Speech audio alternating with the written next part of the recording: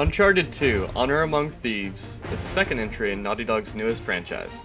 Naughty Dog's previous franchises have always struck gold, creating both the Crash Bandicoot and Jak and Daxter series. The first Uncharted did well to make a name for itself. Many considered it to be the most graphically impressive looking game when it was released. Players found fault with its length, however, and also noted how it borrows heavily from other games, with few original ideas of its own. With high sales figures, and a movie that's been in production for over a year now, does Uncharted 2 prove that after all these years, Naughty Dog still has the magic touch? Honor Among Thieves takes place 2 years after the first game. Although the two stories are not directly correlated, many of the characters from the first game return. You'll still grasp the narrative perfectly if you never played or completed the original game, but there are subtle nods to the game's past events, and it will help you better understand some of the characters.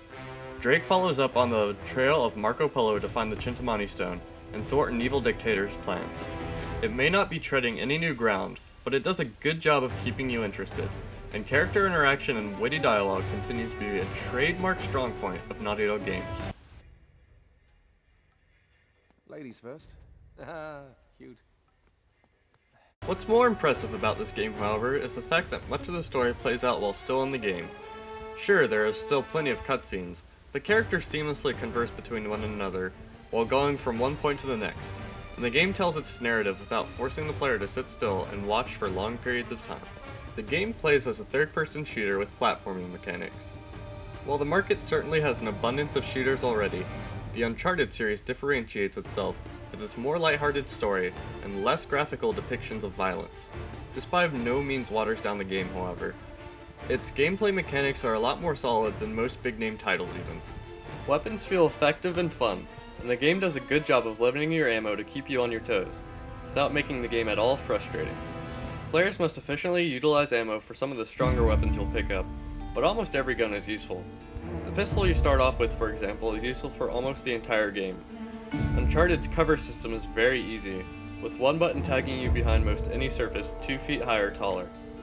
The controls feel natural, and Among Thieves does a great job of encouraging players to utilize every aspect of gameplay, be it grenades, stealth kills, blind fire, or its vastly improved and cinematic melee mechanics. Apart from gunplay, Uncharted features many climbing sections.